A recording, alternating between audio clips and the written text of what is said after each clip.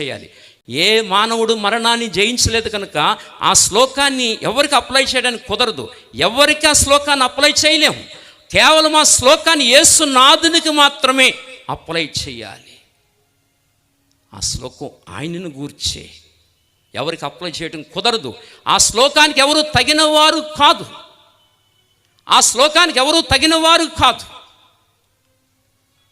అసతోమా సద్గమయ, తమసోమ జ్యోతిర్గమయ, మృత్యోర్మ అమృతంగమైన శ్లోకానికి ఏ పర్సన్ తగినవాడు కాదు.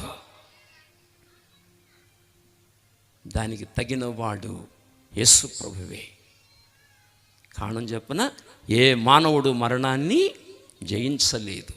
ప్రతి మానవుడిలో ఏముందో చెప్పన, పాపమనే వ్యాధి ఉంది. అందుకే ప్రతి మానవుడు చనిపోతున్నాడు.